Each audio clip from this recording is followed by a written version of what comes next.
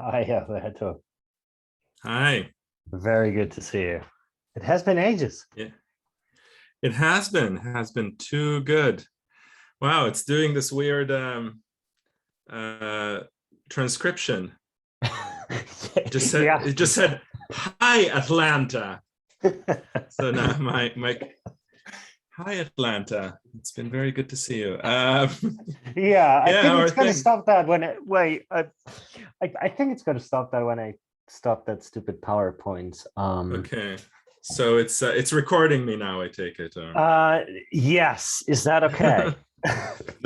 That's fine. I'll just try not to say anything libelous or legally actionable. Yeah. Yeah, no, I mean, we could figure out, so if you're saying something you regret afterwards tremendously, I can't just censor it, or I never upload it. And, Yeah, I'm just trying to figure out here how to, because I find that it's a little less alienating for the audience to read off the screen than off a piece of paper.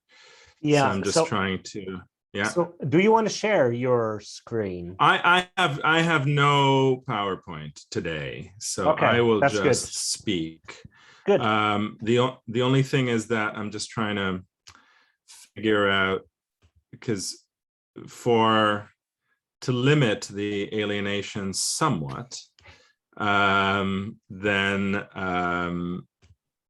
I prefer having, well, I prefer seeing like somebody's face. So I'm trying to get this. Yeah, I leave my face on. I mean, at least Yeah, that's one face. It might not. that's one face. Yeah, that might not be the best one though, but it's a good face. Yeah. Okay, now I have done the little. Okay, good. It's like I really feel with this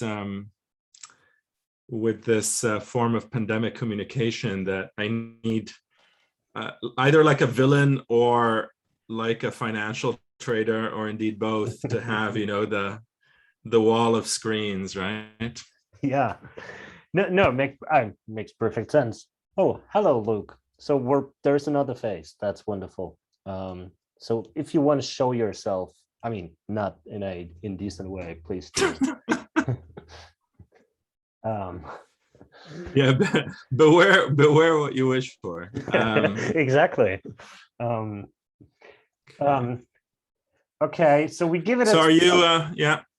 3 more Go ahead. Go ahead. minutes. No, we give it 4 more minutes, and then I'm gonna, I don't know, praise you, introduce you briefly, and Sure. That's okay. Yeah, that's good. It's good. Good. How's life in Canada? It's weird to have this conversation in front of just like 2,000 other people, but yeah. Yeah, that's all right. It's good. It's good. Well, I guess, I mean, if you're in a lecture hall, we would do this anyhow. So I guess it's all right.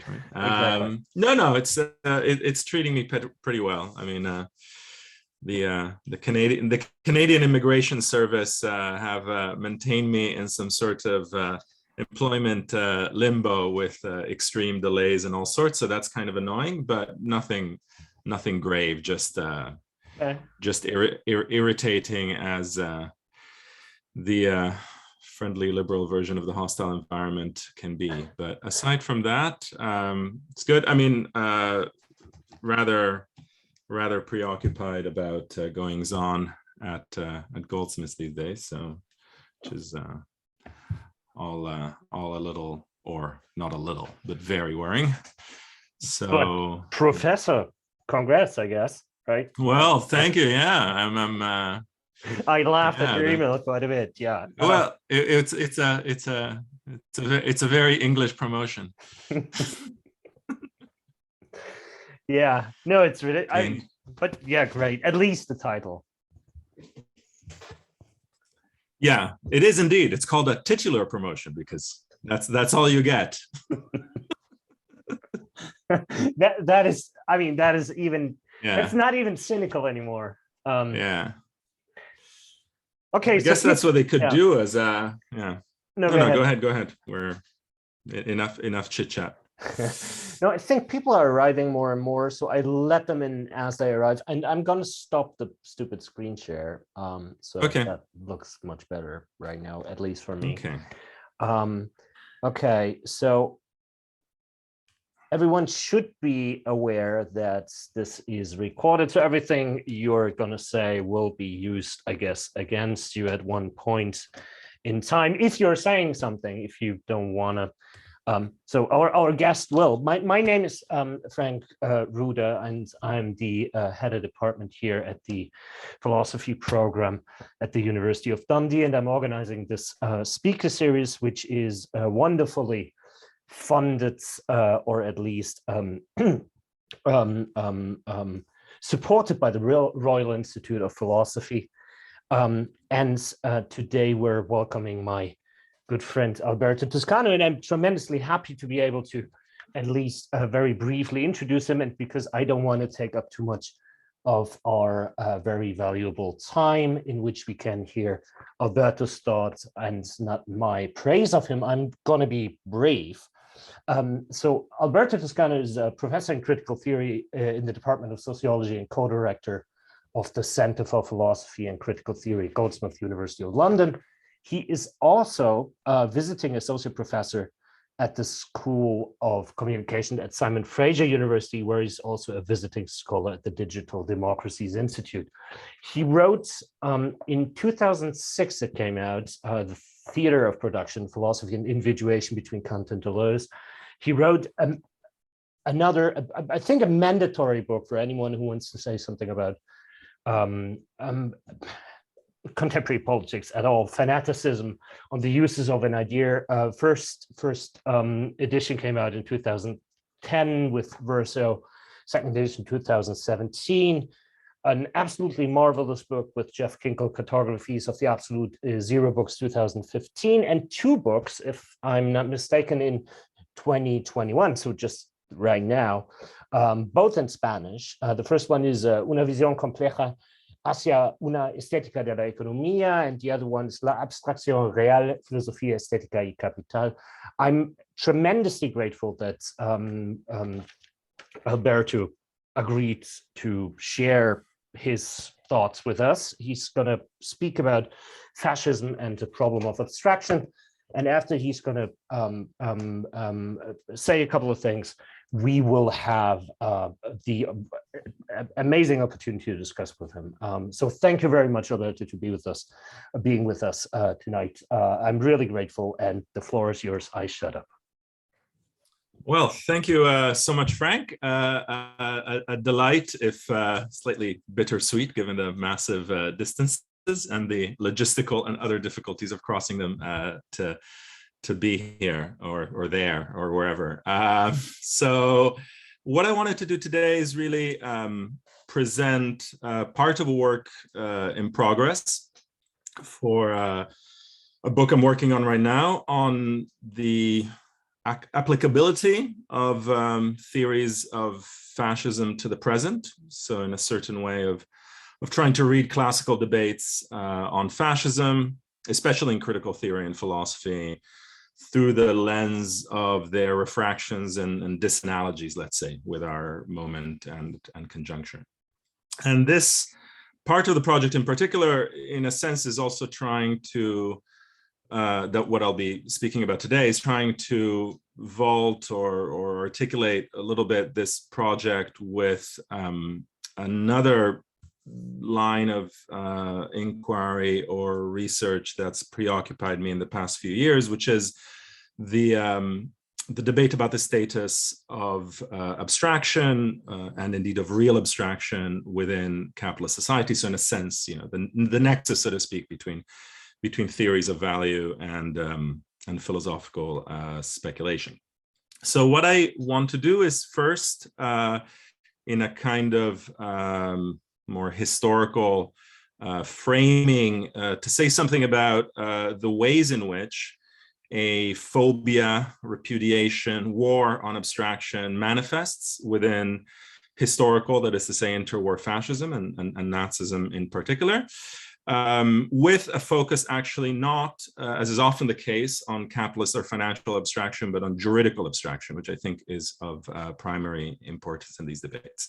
And there, from there, I wanted to discuss the place of the nexus of abstraction and fascism in a couple of moments of the Frankfurt Schools, or the Institute for Social Research's work in the 1940s. And then end on an exposition, a brief critical exposition of a much overlooked, but I think very significant work if we're trying to confront this issue of the nexus of abstraction and fascism, namely Henri Lefebvre and Norbert Guterman's 1930s book, Mystified Consciousness. So I think I'll just begin. In his book, The Law of Blood, Thinking and Acting as a Nazi, Johann Chapoutot has surveyed Nazi theories concerning the cumulative alienations and denaturings enacted by Christianity. Dubbed by some National Socialist theorists a Judeo-Asiatic, another one of those particularly distinctive hyphens on which one could say a lot, right? Including also in the Stalinist tradition, you know, Nippo, Trotskyist, etc. But Judeo-Asiatic theory of salvation, and the usurpation of the concrete and telluric or earthly basis of German right and justice by the Judeo-Roman, and this is actually a very significant hyphen here, which I'll dwell on in a moment, the Judeo-Roman apparatus of abstract law. The alienation of the German folk was understood by National Socialist ideologues, according to Chapoutot's excellent reconstruction, as a supplanting of the natural, rooted, common morality of right, expression of a vital and racial normativity, by a multitude of abstract laws. Summarizing the ideological Weltanschauung advanced by Nazi jurists and legal historians in the 1930s and early 40s, Chapoutot writes that for them, quote, Jews were beings of abstraction, for they hated what was real. This hatred had led them to invent artifice to take refuge in what did not exist, in phantasmagoria. It was the Jews who had written the laws. They were the people of the law because they were incapable of living and thinking the law, the natural law, that is, which was the pure expression of the natural world they were defying, unquote. Presenting the 1936 conference on Jewishness in the Science of Right, Carl Schmitt would crystallize this argument that the mixed ontology of the Jew, what he called Jewish chaos, a lot of this moment of Schmitt is not exactly confronted by much of the secondary literature, required compensation at the juridical and epistemological level in Jewish legality. As an aside, because Frank very kindly mentioned my book on fanaticism, there is something, to my mind, really striking often in the framework through which the question of fanaticism is raised, which strangely resonates with aspects of this argument, which is to say the link between what is viewed as extreme abstraction and mixedness, hybridity, chaos, etc. It's a real trope, right? In the discourse of fanaticism, the fanatic is both the being of abstraction, but at the same time, whether the object is, you know, the French Revolution or Islam or what have you, at the same time, the purveyor of some kind of chaotic multiplicity or mixedness, and this replicates itself, right, in this fiercely anti-Semitic framing by Schmitt of this new science of German right or German law. Thus, as he puts it, marrying a crudely, and this is actually like a very emblematic sentence in that regard, right? Schmitt says, marrying a crudely materialist sensualism and the most abstract moralism. So abstraction and sensuality, right? Very much, again, typical of the kind of Orientalist tropes through which the question of fanaticism in Islam, incidentally, was treated. So Chapoutot summarizes this line in Speculative Racism as follows. I quote, and the quote I think is very illuminating. He says, this formlessness, so what Schmitt called Jewish chaos, had led the Jews to seek refuge in formalism, right? Formlessness had led them to seek refuge in formalism. Since their ontology was labile and uncertain, they found reassurance and structure in and through the rigidity of unquestioned and imperative norms. The Jews are the people of the law because they needed its normative backbone to live. This law did not lead them to construct a cosmos, however. Instead, it commanded them to act in keeping with its nature, which was to sow chaos and devastation. So the appearance of rigidity is actually the genesis, right, of chaos. Formless, deformed, the Jew deformed and destroyed, unlike the Aryan who informed and conformed. Seen in this light, the need to rid German life of all Jewish elements was understandable. The Jewish mind had to be hunted down and practitioners of Judaism mercilessly expelled. So this is a kind of summary of this moment of the 30s, right? So this formless formalism begins with the imposition of what these Nazi jurists viewed, and I think this is a really significant moment, as a Judaized Roman law, right? Summarizing the principles of National Socialist legal thought in 1934, Schmidt would articulate Nazism as a kind of critique of separation. Its great deed, I quote, the overcoming of the schism and shearing that stood in the service of certain political tendencies for many centuries. Against what he also termed this entire system of antitheses, the systematic shearings between body and soul, spirit and material, law and politics, law and economy, law and morality. These are all the dualisms that for Schmidt, this National Socialist turn in law would obliterate.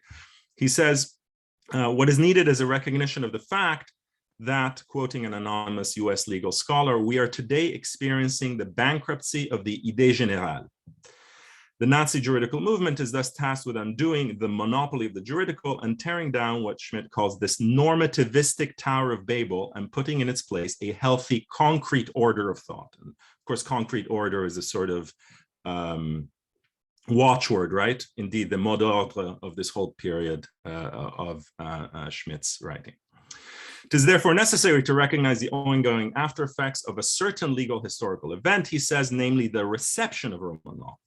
And so the argument here is that while, and of course, Schmidt is doing his best because he was in fact very much working against his own inclinations, right, in castigating Roman law alongside the rest of the Nazi juridical establishment, because until 1933, and indeed after 1942, actually, Roman law was central to his own thinking as a revolutionary conservative Catholic, right? But, you know, in forcing himself, he still wants to retain the idea that Roman law had, right, this kind of organic, original formation that was then, right, denatured and alienated, becoming, as he puts it, the most senseless, most scandalous, most dangerous thing in the world, once detached from concrete reality, carried over to another order of a folk, once the abstraction of its detached maxims is passed off as the only pure juridical and scholarly wisdom.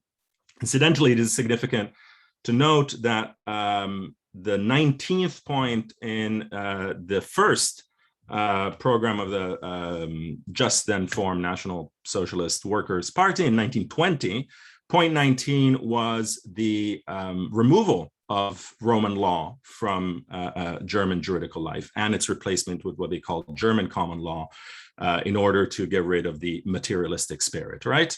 So this is absolutely formative of this particular ideological complex. Crucial to this translatio and corruption of Roman law, of course, is the mediation of what Schmidt calls the existentially normative Jewish people, a very strange formulation, who as perennial metics require, he says, a calculably effective norm that is abstracted from the concrete. As Schmidt puts it, pithily and xenophobically, I quote, the foreigner wants to have a timetable to know where and when he can get off. As a result, he puts in place of justice the law in the sense of the previously determined calculable norm. The struggle against Roman law and political anti-Semitism does turn out to have a more than elective affinity, with the rise of the concrete order of thought over against an abstract normativistic one. German jurists will have to choose, says Schmidt, and he says it will do them no good to retreat onto the melting sheet of ice, peculiar metaphor, the melting sheet of ice of the old forms of convulsive normativism and positivism. The modern march of formless formalism then against racial concreteness or against racial concrete orders is further exacerbated from the vantage of a Nazi critique of abstraction by the long arm of the French Revolution, understood as a kind of race war that hunted down aristocratic and a fortiori Aryan purity, replacing it with the amorphous, the undefined, the hybrid. Monetary and financial abstraction are themselves figured as allies of this long revolution of the formless.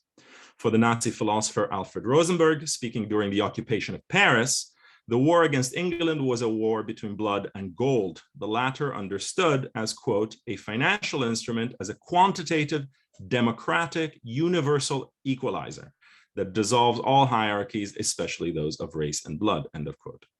For the Nazi historian of the philosophy of right, Kurt Schilling, the mania for abstraction could be traced all the way back to the Stoics, and then forward to Rousseau and the rise of the Enlightenment of a mathematical age, a mathematical democracy grounded on an abstraction hostile to life. And again, turning towards that kind of genealogy of fanaticism that I worked on a few years ago, it's striking this link, right, between mathematics and revolution is, of course, a trope of the Burkean reaction, right? The reflections on the revolution in France return over and over again to this link between mathematics, money not based on value, right? Paper money, the assignats, et cetera, and revolution. It's I think, very much of a formative leitmotif, right? So precisely this kind of phony war on abstraction is vivisected in the research project on anti-Semitism that the Institute for Social Research published in English in their English language volume of the Zeitschrift für Sozialforschung in 1941, right? Interestingly enough, it directly targets this anti-Semitic polemic against Roman law that Schmidt himself formulates. This is no surprise, since, of course, the two central legal thinkers in the Frankfurt School, Otto Kirchheimer and Franz Neumann, were themselves students or associates of Schmidt prior to 1933. And in fact, even in Neumann's Behemoth, Schmidt's own fallings out, right, with other Nazi jurists, who, interestingly enough, were Nazi jurists who thought that the state was not actually a National Socialist concept, right, much contrary to Schmidt. This is even noted in Neumann's Behemoth. So the shifting place of Schmidt within the Nazi ideological space is of concern in ways that I think are intriguing. So instead of purely repudiating anti-Semitism as manipulation or prejudice, the Institute sought to detail how certain historically produced Jewish social roles and traits, identified and magnified and distorted by the anti-Semite, I quote, find their roots in the economic life of the Jew, in his particular function in society, and in the consequences of his economic activity. This is this kind of interesting aspect, right, of the Frankfurt School project, which doesn't simply engage in a critique, but tries to find a sort of social explanation for the reality that is then distorted and weaponized, right, in Nazi ideology.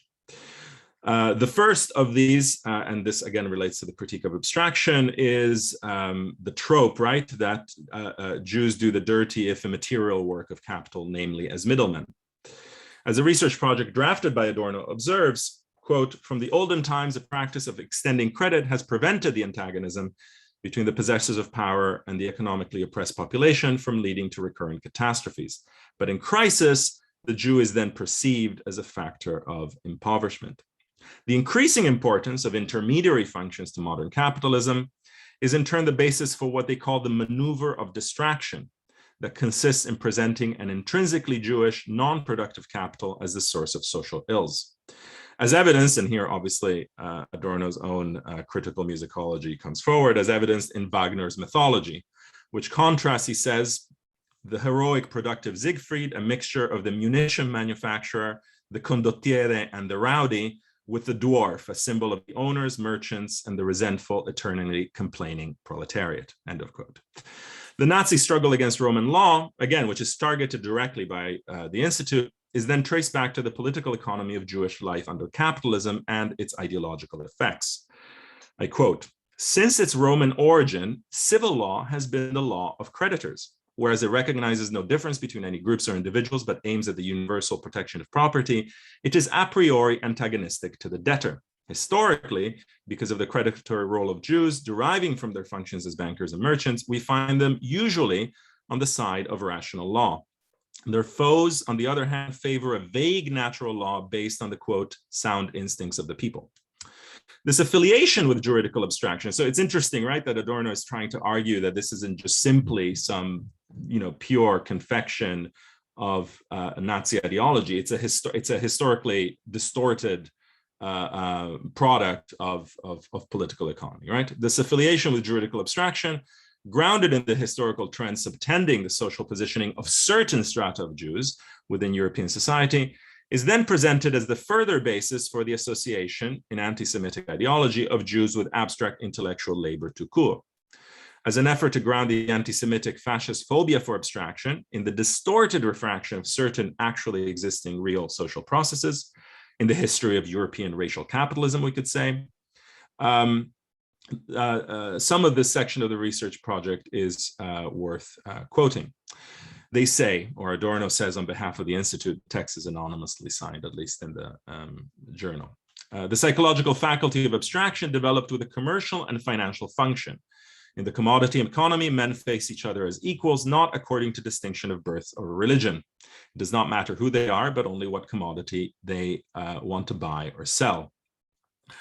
The psychological functions which are developed on the basis of such economic conditions and the mentality which corresponds to them are of course not limited to the Jews. Calculating so-called rationalistic thinking has been developed chiefly by non-Jewish philosophers. Anti-Semitism, however, seeks to identify the Jews with this school of thought, and so on. In moving to the place of anti-Semitism within Nazi ideology itself, the research project seeks to ground the very possibility of Nazi policies against the Jews in the shift out of a market economy, the delinking of German capitalism from the anonymous, abstract, and impersonal compulsions of price. This is both one of the more interesting, and I would argue in part, one of the more problematic aspects of the Frankfurt School's arguments at the time, because in some sense it provides somewhat ahistorical and normative notion of this kind of pure market economy whose collapse would then make possible, right, the inception of this particular variant of anti-Semitism. The link between the commodity abstraction and the political and juridical, even democratic abstraction of the citizen or person is at times advanced, I think, as though the authors remained on the hither side of Marx's articulation of this relationship on the Jewish question.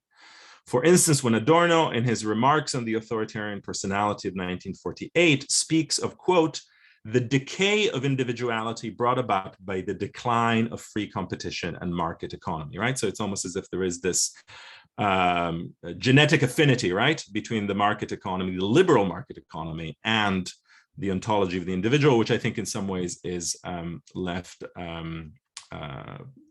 improperly theorized, I'd say. But this nexus between the historically different modalities, the form determinations of capitalist abstraction, and the political level remains very significant for thinking how real abstraction, which is also the abstraction of state and citizen, can be articulated with the emergence of fascism as the false resolution and catastrophic acceleration of capitalist contradictions. As the research project suggests in a section entitled The Changing Function of Money, so this is research project on anti-Semitism from 1941, I quote, in a laissez-faire economy, the entrepreneur could tell by the increase or decrease of money capital, which he invested in an undertaking, the extent to which it was useful to society. Its collapse was a judgment of the market as to its social usefulness, and this judgment was proclaimed in money. Again, it's almost as if they're functioning, right, in this kind of rather idealized pure market model. In the totalitarian state, the free market is abolished. Again, we could discuss this, and the ability of money to declare ceases to exist. The market, an anonymous and democratic tribunal, is replaced by the command and plan of those in power. In liberalism, as already mentioned, the unfit are eliminated by the effectiveness of the mechanism of competition, no matter what their names or what their personal qualities they have. Again, as though, colonialism did not exist. In the totalitarian system, however, individuals or entire social groups can be sent to the gallows at any moment for political or other reasons.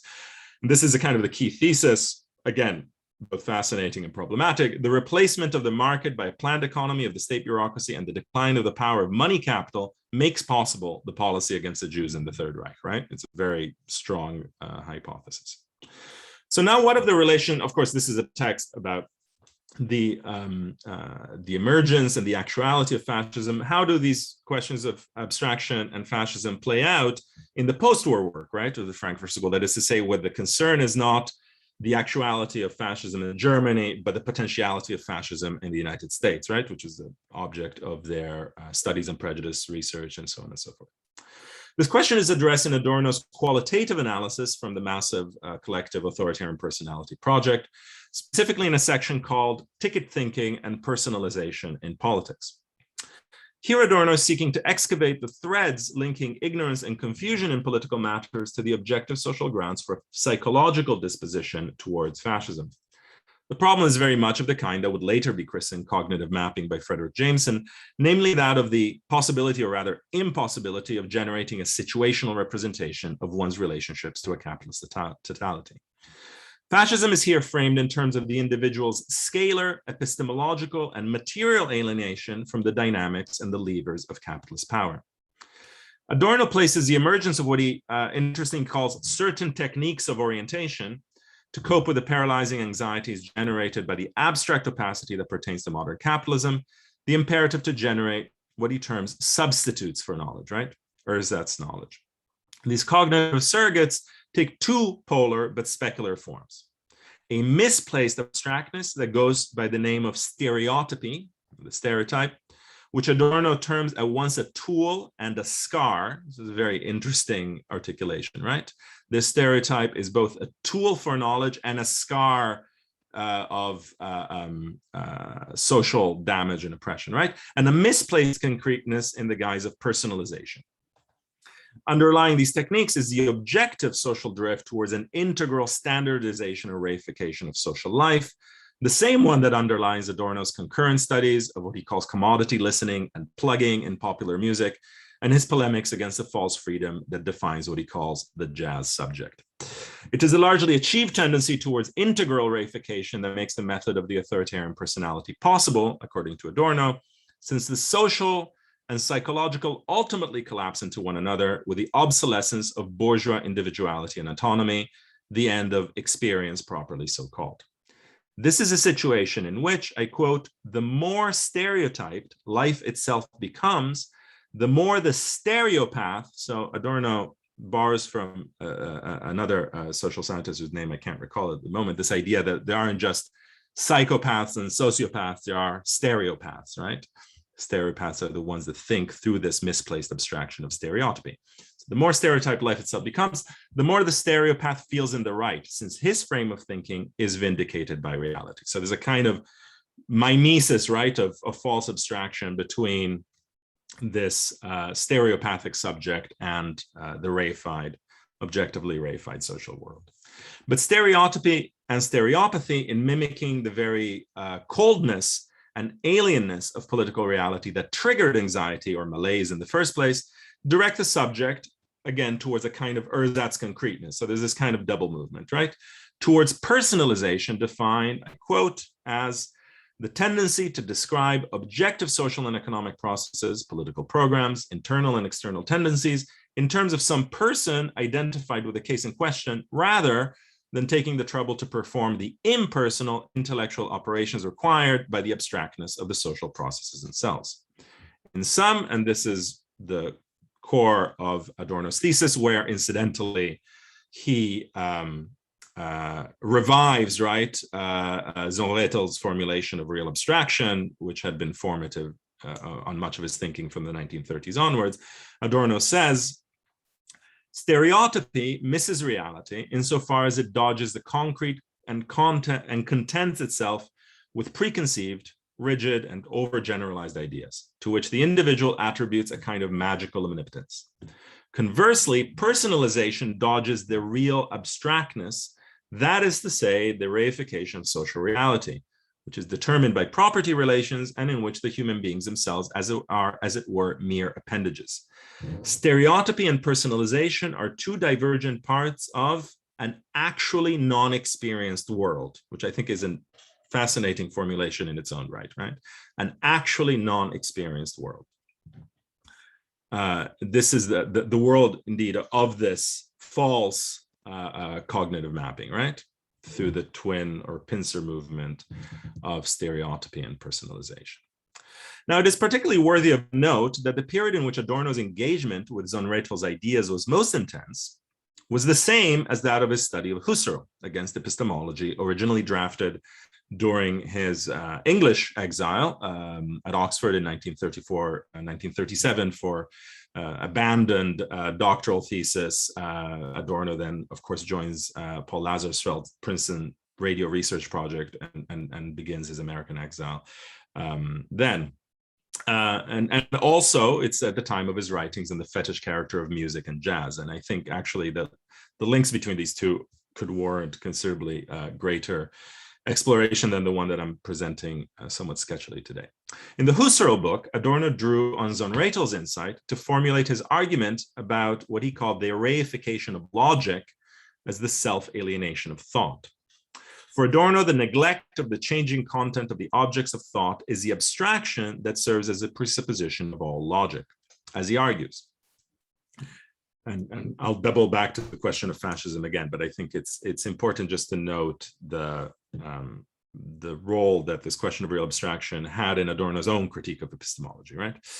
Logic takes its cue from the form of commodities. This is from Against Epistemology. Logic, which was written mostly in 34, 37, then it's published after the war, right? Logic takes its cue from the form of commodities, whose identity consists in the equivalence of exchange values. By the same token, however, it also looks to a societal relation unperceptive about itself, false consciousness.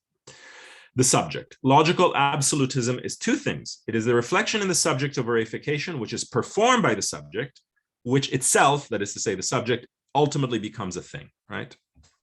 It is also the attempt to break the spell of universal subjectification and intercept, by means of something straightforwardly irreducible, a subject which for all its power suspects itself of arbitrariness, if not impotence. The most radical, so this is then his kind of verdict on Husserlian phenomenology's understanding of logic via Sohn-Rethel, the most radical subjectivism becomes a phantasm of its own overcoming. To this thought, truth appears as what remains left after one deducts its production costs, the wages of labor, as it were. In short, what in the vulgar language of science, enslaved to positivism, is ultimately called subjective factors. So a subjectivism that tries to subtract, right? It's the subjective factors within logic itself. It is interesting to note here that for Adorno, while taking from Sohn-Rethel the notion of a projection of the commodity form onto the form of philosophical thought, that Adorno is in a sense always concerned with the moment of the subject's labor. In his lectures in the 50s, I think, on Kant's critique of pure reason, he will contend, for instance, that in Kantian philosophy, I quote, the world, reality as a whole, is turned into a product, in fact, the product of labor, of effort, revealing the essential antinomy of bourgeois society in general as a twinned acceleration of subjectivism and reification, right?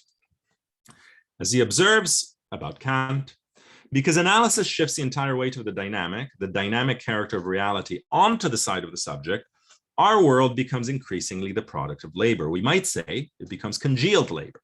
And the livelier the subject becomes, the deader the world becomes. Another fabulous formulation, I think. We might talk here of the commodity character of the world, whose rigidity and inflexibility keeps increasing thanks to this process. Thus, we have these two concepts, namely subjectivization, the dissolving of the world into the activity of the subject on the one hand, and reification, objectification of the world as something contrasted with the subject on the other. These two concepts have grown in magnitude and have become quite unstoppable. Now, the matrix for this commodity analysis of Kantian philosophy bears strong analogies, I think, with those remarks on stereotypy and personification in the authoritarian personality that I quoted before. It also resonates with the way in which the Marxian theory of commodity fetishism is refunctioned by Adorno to grasp the fetish character of contemporary music and the regression of listening in his famous 1938 essay from the Zeitschrift, where he writes, I quote, the more inexorably, and again, all of these are these kind of presented, right, as these inexorable or ineluctable processes, right? So we can, of course, question the ineluctable philosophy of history, so to speak, right, that underlines this particular theory of real abstraction. The more inexorably the principle of exchange value destroys use values for human beings, the more deeply does exchange value disguise itself as the object of enjoyment. It has been asked what the cement is, which still holds the world of commodities together, right? And of course, Adorno has says later in the Lectures and Critique of Pure Reason, right, like the world is commodified by Kantian philosophy as a philosophy of this laboring subject. The answer, he says, is the transfer of the use value of consumption goods to their exchange value contributes to a general order in which eventually every pleasure which emancipates itself from exchange value takes on subversive features. The appearance of exchange values in commodities has taken on a specific cohesive function. So what is enjoyed is the abstraction itself. Now, Sohn-Rethel's comments on Adorno's philosophical and musical work of this period in their correspondence of the 30s, I think, are also interesting from our debate.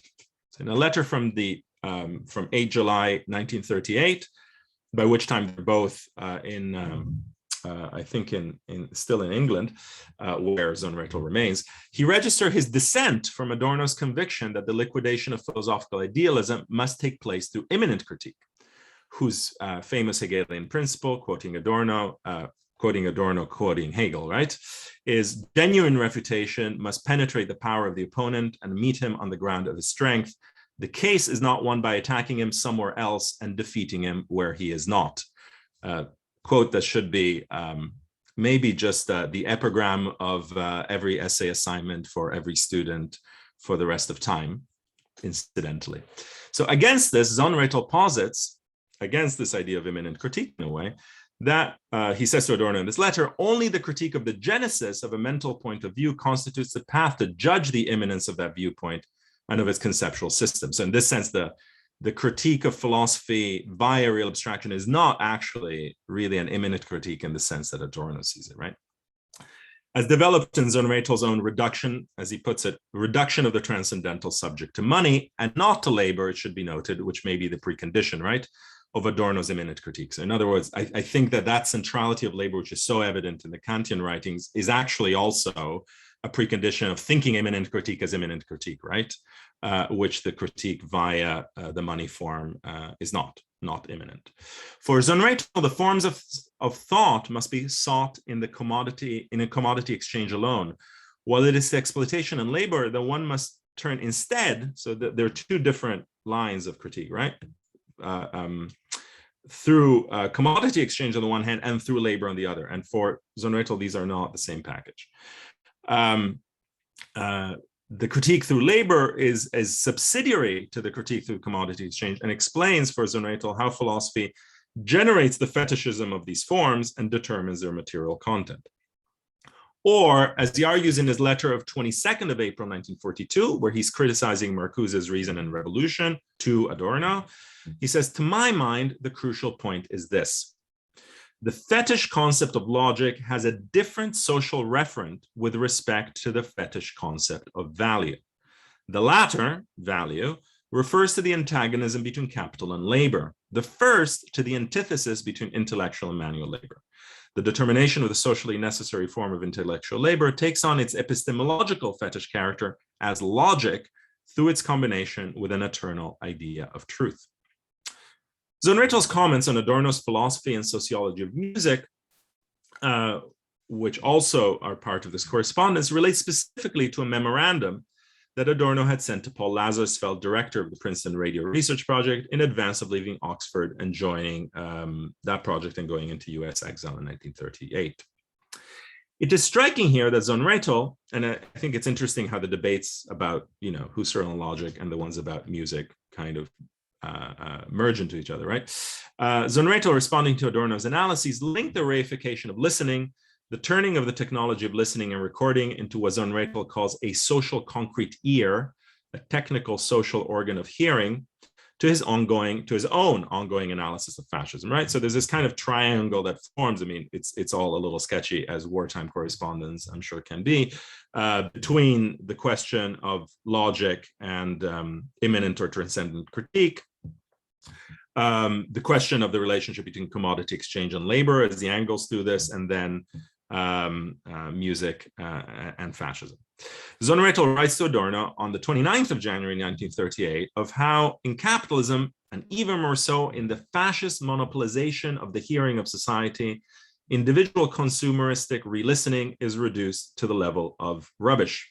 And incidentally, Sohn-Rethel has a whole theory about trash and rubbish, etc., that I won't go into here. While not developing it in explicit relation to his arguments about real abstraction, this identification of the technological mediation of listening as a site for an analysis of the nexus of capitalism and fascism is suggested, not least in its convergence with Adorno's repeated efforts during this period to develop his analyses of potentially fascist subjectivities in a musical register, not least and quite controversially, of course, in his 1930s writings of jazz. Here, Sohn-Rethel links the question of the technological reproduction of art to what he calls a technical and social expropriation of our sensory organs. And this, in turn, to his definition of fascism as a kind of productive consumption or destruction of the consumer. And here there's a curious convergence of source between Sohn-Rethel and Adorno, both of whom see fascism as the obliteration of the commodity economy in many ways, unlike other members of the Frankfurt School, Franz Neumann, above all, in the book Behemoth, which are much more sanguine about the continuation of capitalism under Nazism and don't see it, right, as a planned economy, as a new kind of economy, but rather as a sui generis form of capitalism that involves this kind of racket or gangster collapse of the state. So Sohn-Rethel writes this in the letter. He says that in fascism, you see an absolute conjuncture of investment, namely one that is emancipated from every final aim of consumption.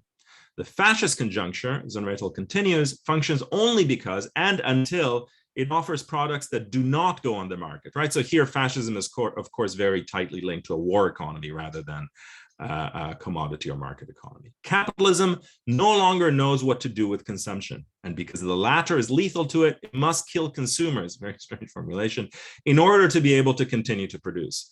For capitalism, this need economically to eliminate consumption, so it's still capitalism, but it's a very strange form of nihilistic productive capitalism, is due to the degree reached today by the socialization of the productive forces, a degree that is no longer digestible by capitalism. Socialized productive forces become autonomous with regard to the originary market laws of capitalism and force it to war production. A striking corollary of this bold, if eminently problematic thesis, is that the ground for the formal genesis of the thought form, the matrix of real abstraction, namely commodity exchange in the market, is tendentially abolished by fascism in this vision, right? Which, of course, renders the thesis quite peculiar.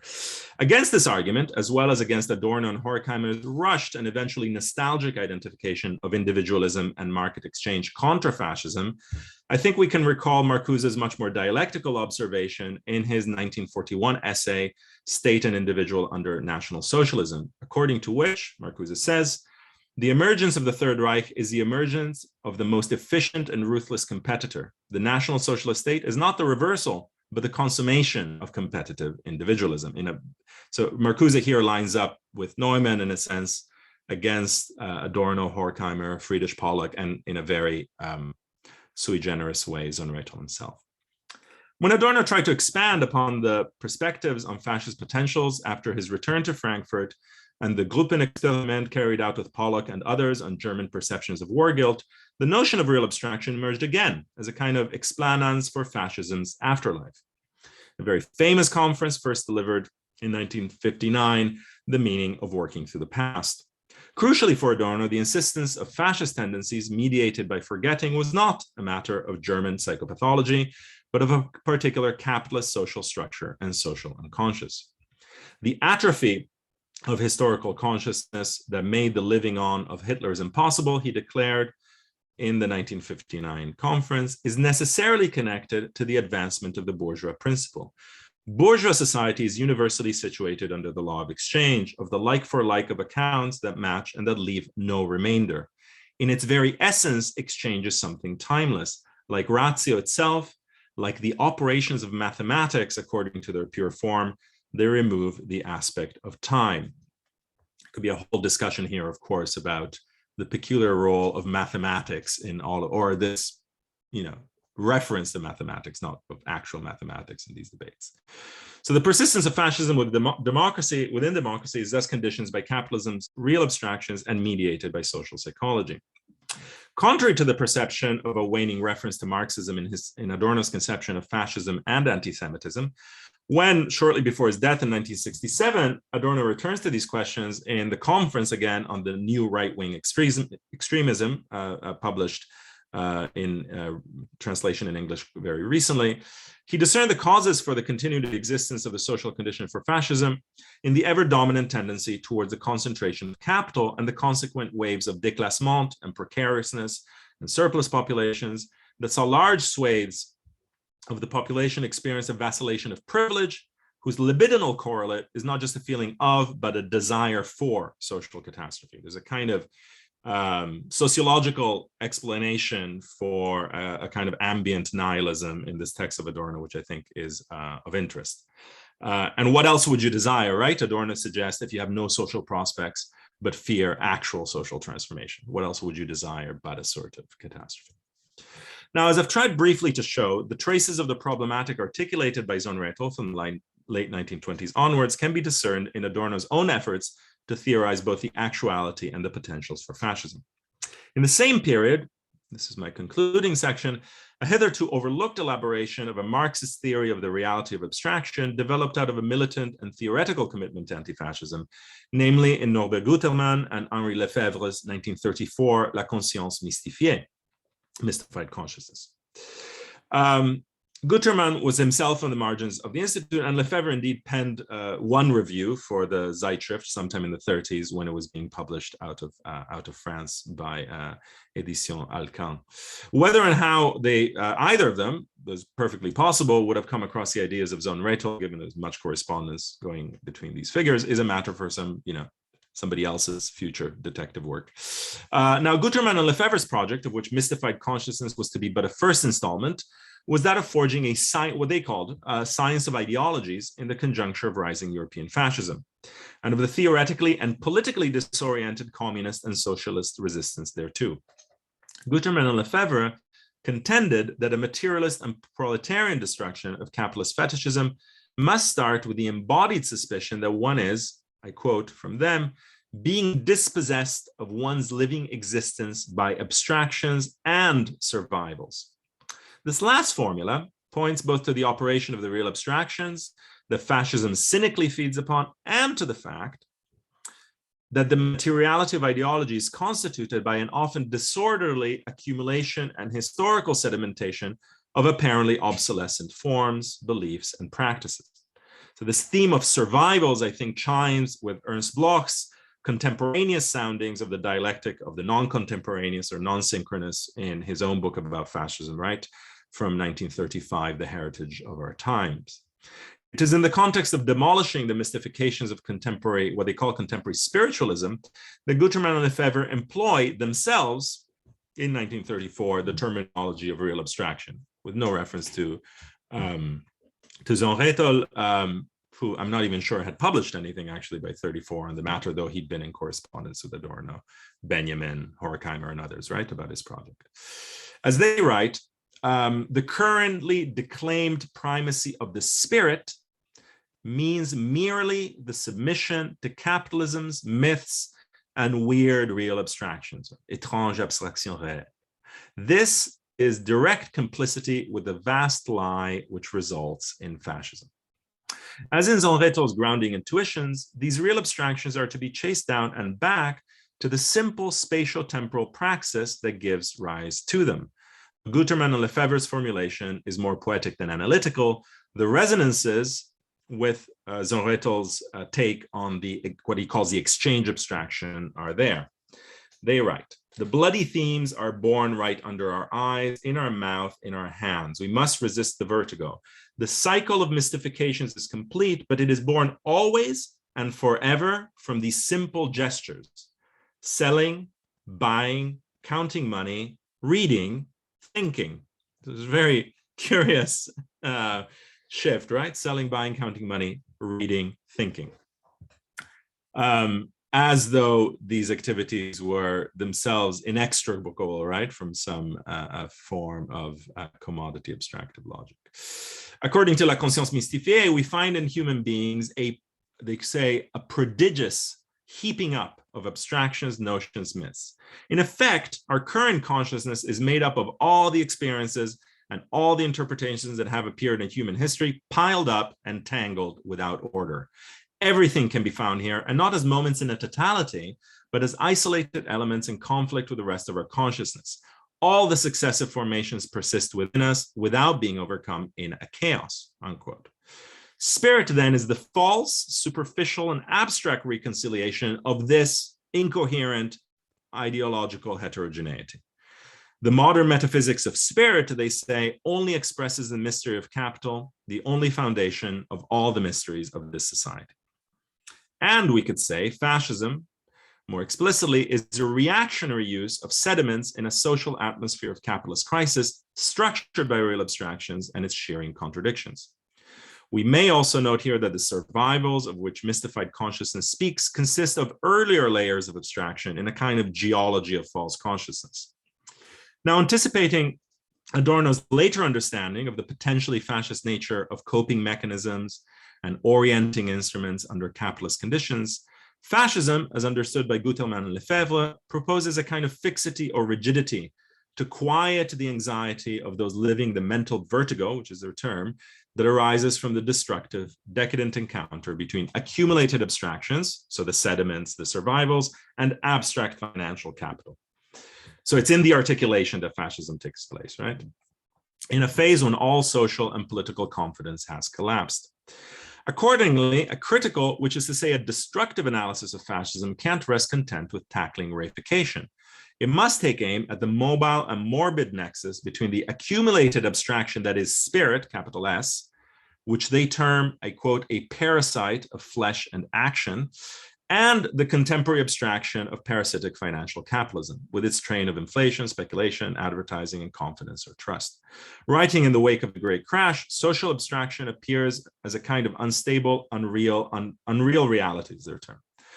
But this abstraction is, of course, real also in the sense of being materially embedded.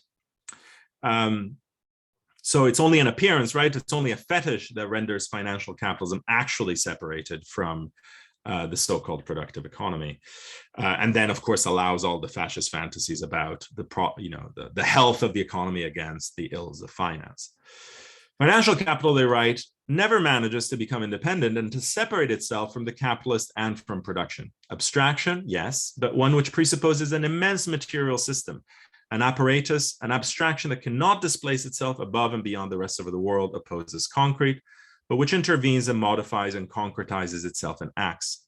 Social relations have been seized by this strange mythology of capital. Capital sweeps men away in this frightening machinery. It is a phantom with limbs of steel, particularly striking image. Of note here, given the affinities between the debates on real abstraction and a kind of post-structuralist fascination with the isomorphies between monetary and signifying economies, is actually the way in which Guterman and Lefebvre approach the problem of financial capitalism and its violence. They ask, what then is finance capital? This master more absolute than ancient despots, which appears as a supreme reality. Their answer, in a sentence that seems like it was written in 1974 rather than 1934, it is nothing but a network of abstract signs, of writing games, but an entire economic and social machine, a whole enormous apparatus of violence sustained this abstraction, again, the phantom with limbs of steel. It is at once abstract and terribly concrete. Marx's own insights into how money becomes the only real community in the Grundrisse are also echoed when they write that social power is anonymous, abstract, faceless, sans figure, because it is the power of money. As with Adorno and the authoritarian personality, the explanation of the attraction of fascist ideology centers on how the psychological burden of systemic opacity is displaced, plugged up by the fascist solution, at a time when, as they say, social life has never been so obscure. It's funny how this refrain, of course, is a refrain of the 20s and 30s, of the 60s and 70s, of the 2000s and 2010s. Social life has never been so obscure. As they note, This world is strange indeed, brutal, implacable by its system and its violence, and yet ungraspable, fleeting, abstract. One feels around oneself brute forces, destinies of a crushing rigidity, and yet the impression of unreality dominates everything. Where are beings? Who are they? What enormous human unreality around and within us, because there is no longer anything but an inexpressible dust of humanity fallen and scattered into multiple and multiform contradictions. Unhappy consciousness is torn above all by this contradiction, the flight of the real amid the rage to seize it, to possess it. Now, the critique of everyday life, for which Lefebvre would come to be known in the post-war period, finds its wellsprings, I think, in the critique of real abstraction demanded by this fascist surge. The ideological fight against fascism cannot be simply, and perhaps not even primarily here, a fight against fascist ideology itself, right? The fascist ideology that I began this paper with. This is because, as they say, mystification cannot be the work of ideologues. They embroider on themes born in everyday life. The original mystification takes place, again, as in Sohn-Rethel in a sense, in the act of exchange, which is neither barter, speculation, or ritual, but, as they say, the constitution of new social relations, the entry onto the stage of complex social processes. By doubling, alienating itself in exchange value, the object becomes the quantitative fragment of an abstraction, homogeneous labor, social average labor. There operates through the fact of exchange, and once this fact is sufficiently generalized and regularized for there to be a market, a general average, a confrontation between all labors that neutralizes them into an abstract, quantitative, homogeneous substance, the only way of making commensurable and comparable qualitative labors. And while Guterman and Lefebvre do not engage in the kind of formal genesis stipulated by Sohn-Rethel, it is striking that they contend that any science of ideologies must begin by attending to a pre-capitalist act, right, of commodity exchange. Further, as with Sohn-Rethel's concurrent critique of epistemology, the science of ideologies is also an indictment of the philosophy as practiced in its time, right? So it's a critique of fascism, which doubles as a critique of philosophy, and in fact presents a critique of fascism as necessarily also a critique of philosophy as well as a critique of everyday life, right? And not just a critique of fascism as a kind of thought system or political praxis. It's especially a critique of a metaphysics which, by hypostasizing as spirit or being the impersonality of capital, and thereby occluding the possibility of its revolutionary destruction, makes its own contribution to the fascist situation. As they write, by impersonalizing alienation, metaphysicians make it conform more closely to the commodity fetish, more commercial and more manipulable, more acceptable and less painful. So philosophy as the kind of opiate, right? The dual analysis in terms of abstraction and survivals comes to invest philosophy itself, delightfully depicted at one point in the book as akin to one of those billionaires' castles built from fragments of cathedrals, a kind of folly, right? Made out of the shards and sediments of religious and mythical and speculative histories of the past. By refusing to subject to practical critique its anachronistic amalgams, spiritualist or metaphysical philosophy stands in the way of a revolution, which, understood as a realization of spirit, involves the deployment and ordering, this is a quote, the deployment and ordering of the geologically displaced and piled up strata of capitalist society. This, as in Bloch's work, means that no nostalgia for bourgeois reason is possible, for, they say, bourgeois reason was already, as an abstraction, was already a ruse, a fog in which the germ of the new world wrapped itself up to protect itself, right? So it's a kind of an invisibility cloak, right, for capitalist abstraction. Later, the bourgeoisie would use the same weapon, abstraction, against the new class rising in its turn, the proletariat, end of quote.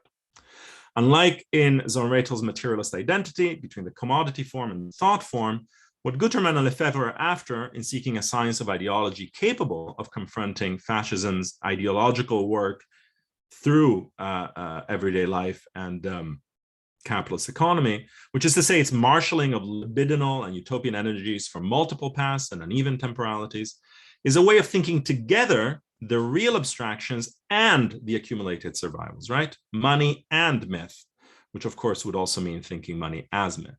In other words, and by contrast with the rather linear tale of reification and standardization shared by Adorno and Sohn-Rethel in some ways, La conscience mystifiée articulates a critical stance sensitive to the embodied and embedded role of history and temporality in all their unevenness within contemporary ideology. An insight present not just in Bloch, but in a different way also in Gramsci, especially in his explorations of what he called folklore or common sense. In other words, from this standpoint, there is no single logic or apparatus of abstraction smoothly running across multiple scales and sectors of capitalist society, and anti-fascist theory, qua critique of real abstraction, cannot operate at the level of the commodity form alone. Thank you. Thank you very much, Alberto. This was as brilliant and wonderful as expected, and even more so, I fear. You're too kind. I'm amazingly jealous already now. But so let me say two things. First, if you have a question, raise your tiny electronic yellow, I guess, hand, which you can do, or put it in the chats, and then turn on your camera and just raise the question. Otherwise, I'm just going to read it out loud if you put it in the chat. And to give you a second to think about a potential question, I have one thing I wanted to bring up, and I'm curious what your thoughts might be about the 1964 text on aspects of right-wing extremism, where, right, I mean, I think you make that point brilliantly, that there is not only, let's say, a feeling of social catastrophe. I think this is what Adorno terms it, but there's also this, which translates into a general sense of what you described as déclassement, right? I mean, one could say even the bourgeoisie doesn't believe anymore that it's properly the bourgeoisie, right? So there is a formation of something like a lumpen bourgeoisie, right? I mean, everything is becoming more unstable and insecure. And the reaction of that, or to that, is astoundingly not a critique of the very system which is unstable, but is in itself desystematized, right? On some strange level. So it's a concrete particular catastrophe is better than a catastrophe that is the system, right? So it is an attempt of warding off any kind of, let's say, critical or insight into that the very system that generated the position that there is now insecure or unstable is a problematic system in itself, right? So this is the system. This is the one thing that, and that means, as you described it, that there is a desire for catastrophe. That means, on that level, if I understand correctly, real abstraction does something to desire, right? On that level, even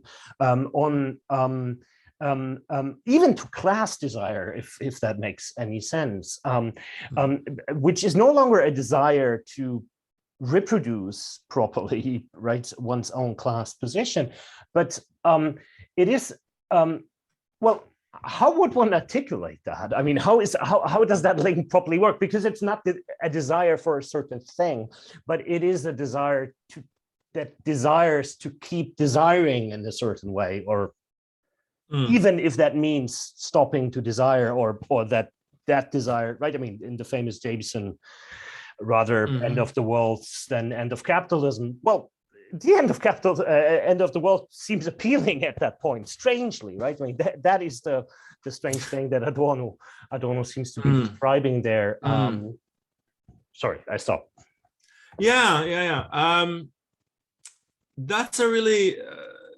That's a really important question. On the one level, I mean, I think that Adorno's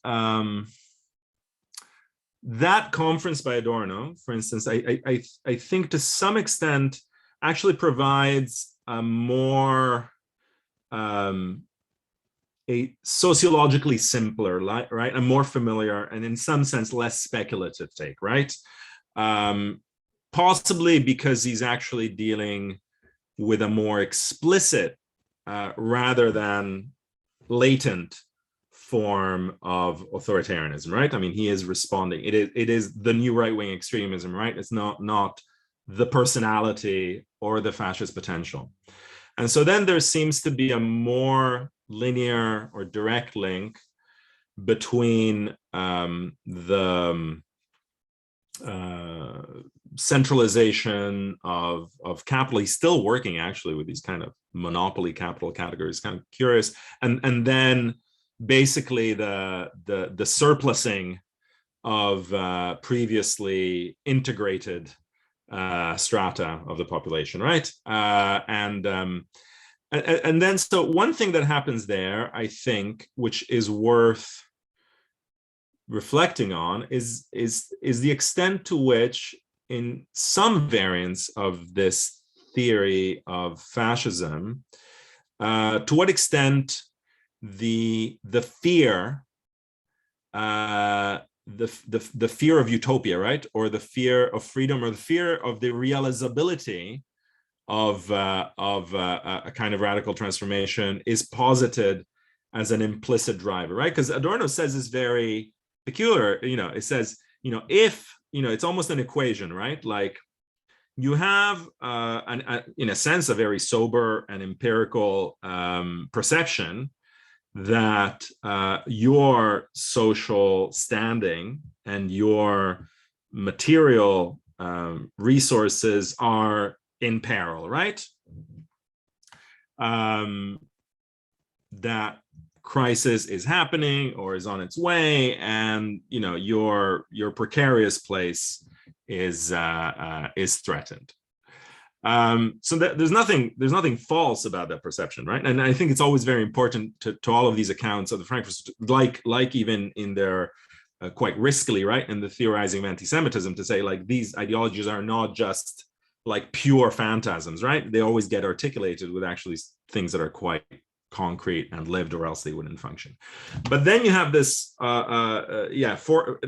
implicit fork in the road, right, which is that the fear of the actual, and according to the Frankfurtians, in material sense, always not particularly impossible, right? It's not like the problem is not necessarily like the material one of the feasibility. It's the same point that Sohn-Rethel makes, right? Like this capitalist, fascist capitalist destruction of the consumer is actually there also because like the alternative is present, right? Because actually the socialization of the direct producers has reached such a level that there's really no sense, right? There's no rationality anymore in this form of a cumulative economy. But then it's like, so then the question is like, how does one then think, right? This, I mean, to use the Erich Fromm formulation, right? Like the fear, the escape from, or the fear of freedom, right? As this driver, because it's only because of, it's only because of the fear of freedom that the desire for catastrophe manifests itself, right? Like if I realistically know in my heart of hearts that either, my sort of 50s white patriarchal utopia never existed, or that it'll certainly never rematerialize itself, and any actual social transformation that is feasible fills me with extreme anxiety, then that's the kind of and on one level that's an attractive thesis to some extent, because it posits a sort of primary latency of the utopian, right?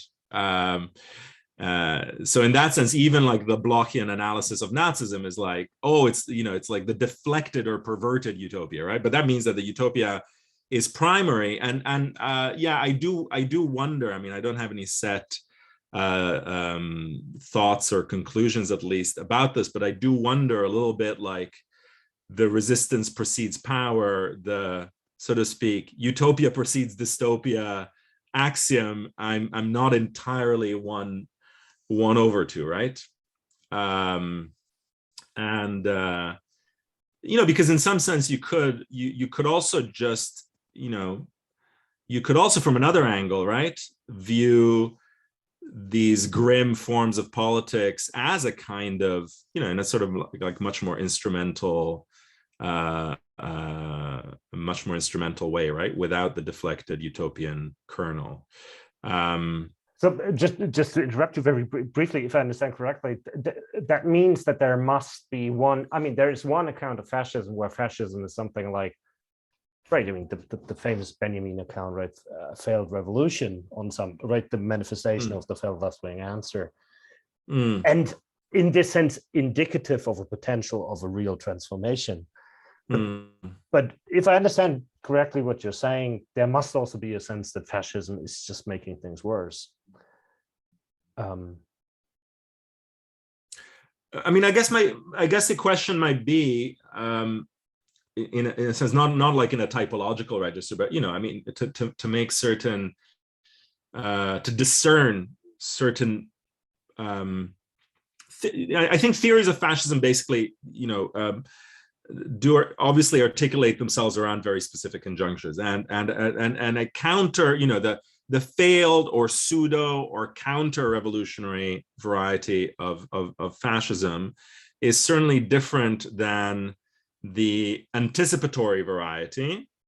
So this is the variety that, let's say, Marcuse and Angela Davis talked about in the late 60s, early 70s, right? This is not a fascism that is responding against an imminent or even an occurred but thwarted revolution, right? It's not Italian fascism after the defeat of the workers' councils, or German fascism after the defeat of the Spartacus movement, or what have you. It is a fascism, let's say, in the United States context that Marcuse and Davis are thinking about, which is, and not in a revolutionary conjuncture, but nevertheless is anticipating the possibility, right, of a future revolutionary threat by Black liberation movements, by youth movements, et cetera, and therefore has that anticipatory role. And you could say that certain aspects, right, of the contemporary conjuncture require articulating these things, including the libidinal dimension, differently. Because, and this is certainly symptomatic in the way that there's a mimesis of previous fascisms in contemporary authoritarianism, where they have to pose their enemy as this imminent communist threat, but they do so in increasingly ridiculous ways, right? Like, I mean, it was already sort of like, the t-shirts with Obama and the hammer and sickle, like after he bailed out the banks. It's like it's increasingly kind of a grotesque mode, right? But it shows a necessity, in that form, that it needs, right? It needs a particular type of enemy, which in this case then becomes very peculiar and quite different, I think, than the 60s, and it manifests, I think, in the most distinctive way in the whole gamut of grotesque and toxic, lethal, but ridiculous theories that goes under the heading of cultural Marxism, right? Which is basically like, they already won, right? Like, what you may think is neoliberalism is actually the victory of communism, right? And it's very, and therefore, like, it's the most perfect crime. It's like the best conspiracy ever, because communism won in the guise of its own abolition, disaster, and collapse. It was the most devious move ever, right? Winning in the guise of its enemy. But that shows, I think, both at the libidinal and kind of cognitive level, so to speak, like a different historical conjuncture, to which I think then, and this is where the recent work by I think Andreas Malm, the Zekin Collective on fossil fascism is very interesting, because of course there's no way of thinking this desire for catastrophe now outside of the ongoing catastrophe of climate, right? Which is like a totally everyday and lived and materially present formation, but which I think like over determines, right, the catastrophic, often racialized catastrophic perception of like the loss of privilege, right, or the déclassement, which always needs to find somebody to declass more than me in order that my racialized class position be retained. Now, I think the actually ongoing, which is, front page and visible in the skies and the weather and the like, I think that changes the complexion. But of course it can, it definitely manifests itself in at times also in flamboyant forms of the design of what you call in a certain version, right? Like nihilism, right? Like the people who, rejig their cars like to pump out more fossil fuels, right? It's a thing, right? Like drive around like what they view as liberal neighborhoods, like pumping diesel fumes out of their reconstituted which is more costly to them, right, than driving some hybrid or whatever, right? So there is a kind of and so I think the catastrophism, I think articulate, I think should then be itself kind of teased apart, both in the terms of a historical and now historical ecological imaginary, and then in terms of the figures or imaginaries of enmity, right? That and then of course the desire and the fear for catastrophe are kind of the same, like or kind of collapse onto one another, right? Because if you take the foremost theme, right, of contemporary fascist movements, certainly in the north, so to speak, the obsession with the great replacement, right? Great, like the thesis of the racial catastrophe, and then of course this links back to the centrality, right, of declinism, not only as an ideology but as a libidinal form, which can't be, it has to be understood, I think, in a way that also relates to Adorno's arguments, right? I think it would be a mistake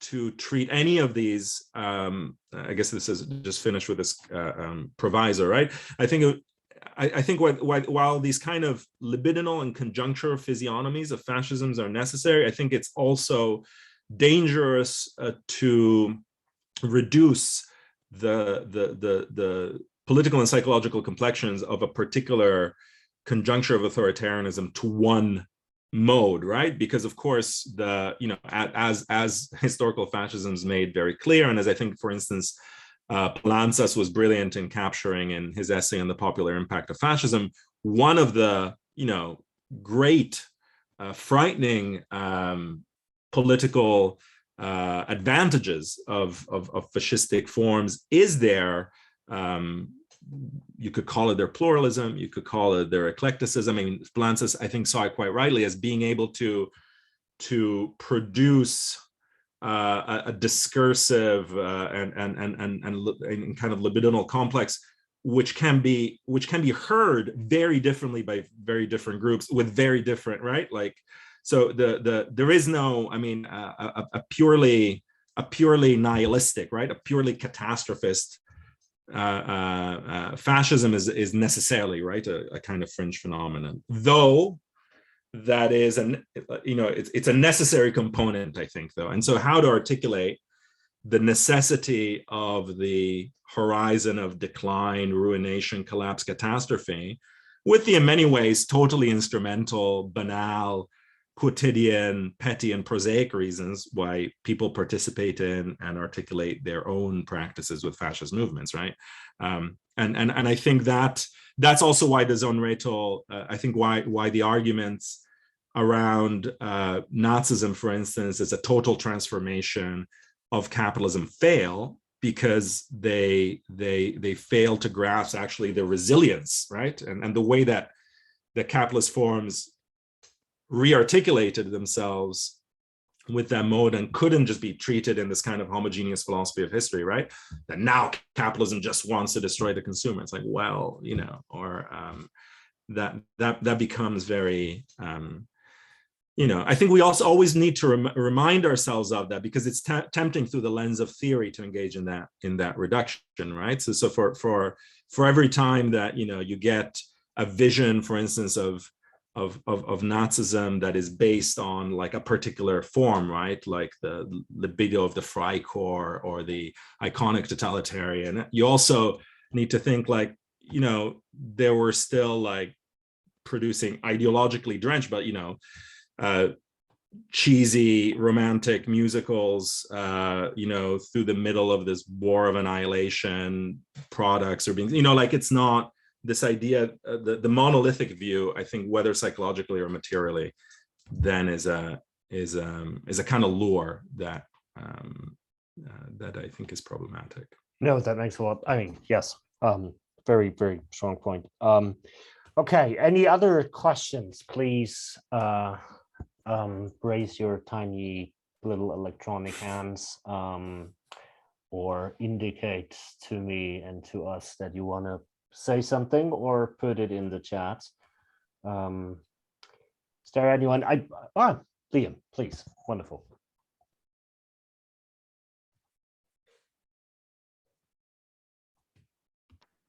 Oh, is that me? Sorry. Yeah, Yes, that's you. Yes. Yes. Sorry. Hi. Yeah. Sorry, I'm just tempted to have to say a very sort of silly, pragmatic question, like what is to be done then? But I'm also reminded of this very commonplace. Well, it's become a commonplace now.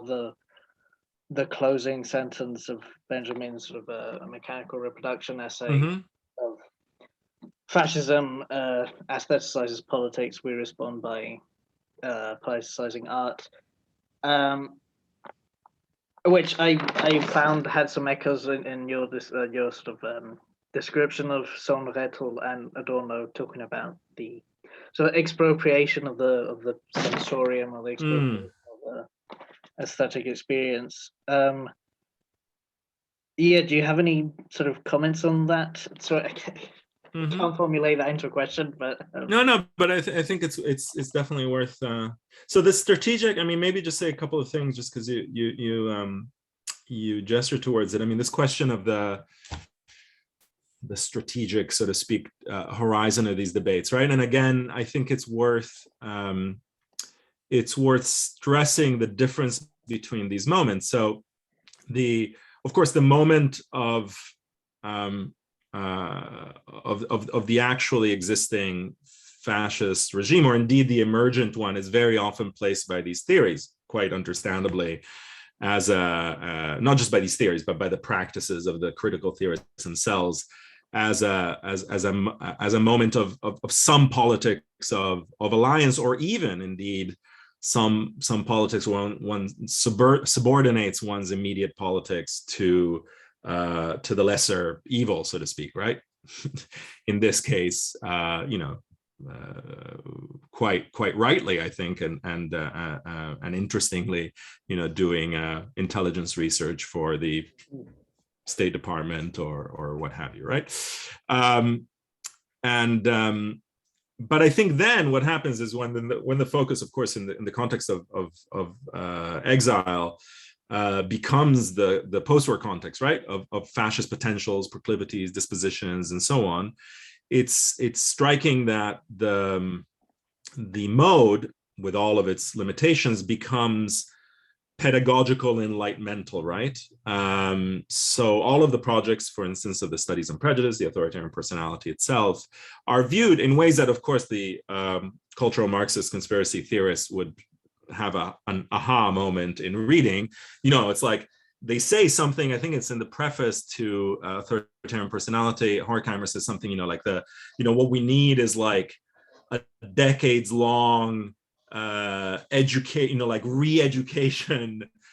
project, basically, to, and I think the term that's used repeatedly is like to immunize, vaccinate, immunize against this disposition, right? Against this personality. In fact, the only work you can do, aside from like the straightforward, political and conflictual work or whatever, is this kind of educational one.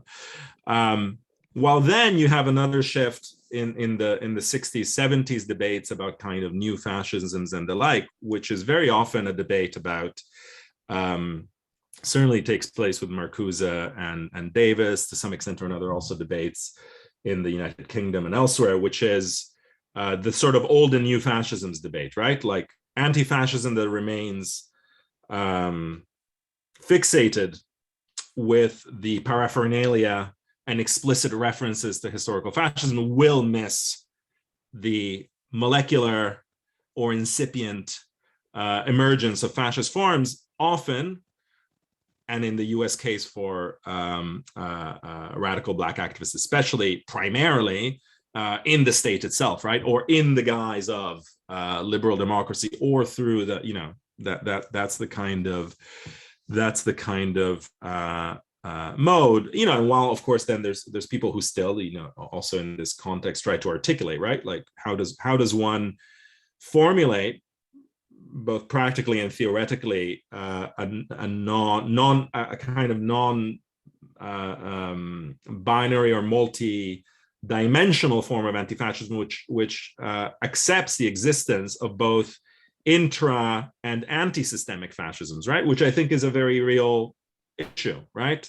That thinks both of fascist potentials and tendencies within the apparatus of the nominally liberal democratic state, and the presence of fascist movements, whether as ideological movements or street fighting or whatever, right? Which can go in and out of the state space, right? And so I think that is quite a tricky issue, which is both a, you know, theoretical and a practical one. There are moments, of course, when certain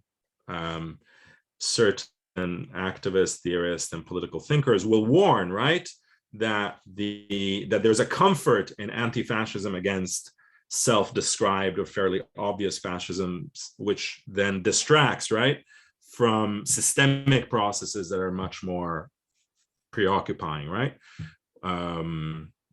And I think that's, you know, in a way, actually, the Adorno conference from '67 that Frank was also alluding to is an interesting, if brief, example of trying to tackle that, right? Like trying to tackle the relationship between what seemed to be at times these isolated or sui generis forms of so-called extremism, and then systemic transformations in capital and the state. I think the aesthetic question. So we can take it both in the expanded and in the restricted sense of aesthetic, right? So one is the expanded sense, in the sense of the sensorium, like you say, like the expropriation of the sensorium, the technological dimensions of fascism, which of course are, you know, now object of a very different debate, right? Like our modes of technological reproducibility are not exactly flush with those of the 1930s, and they have their own, right, quite specific relationships to fascism. Fascism, which is itself, you know, I guess in the state of its potential automation, right, if not technological reproducibility, right? Like the fascist bot is something that was I don't think entirely anticipated. So there's that element, right, which is like leads to a broader discussion, straddling, right, like conceptions of media and technology, as well as like a more like anthropological discussion, right, about transformations in perception and so on. And then there's a question of art, right, and with the risk of alienating some comrades, so to speak, I think the latter is probably not the most vital issue at present, not because of any blanket demotion of the significance of artistic production or aesthetic debate. I just don't think I don't think it's one of the crucial stakes of this moment.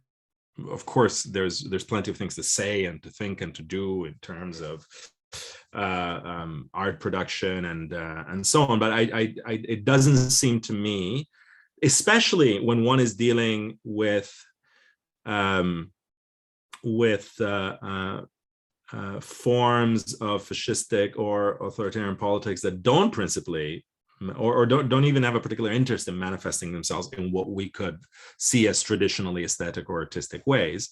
Like, yes, you can always produce interesting or important or significant anti-fascist art, like no, to an extent, right? Like, depends again what we mean by anti-fascism, right? It could also turn to be totally nostalgic and could be, there's also the problem with the second order, right? You can aestheticize, as many people do, the politicization of art, and then you're screwed again, not in the same way as the aestheticization of politics, but in the sense that you've produced a contemplative, right? A contemplative, consolatory object of identification, right? The anti-fascist art object, so to speak, right? Which is maybe not the key. I think, I think the problem space is in that sense a pretty radically different one. I think. I don't know if you had a kind of follow up or you had other thoughts about. Are you happy with that, Liam? Yeah, I'm kind of glad you said the aestheticization of political art is itself, because I unfortunately I do find the Benjamin quote has become a platitude, as you say. Kind of like, you can have it on a shirt and a t-shirt, and that's fascism now. Anyway, this is being recorded, so I'm not going to say much else. I think it's also the extent to which everything hinges, right, on exactly what is to be understood by that infinitely malleable notion of politicization, right? Yeah. And I think in that, at least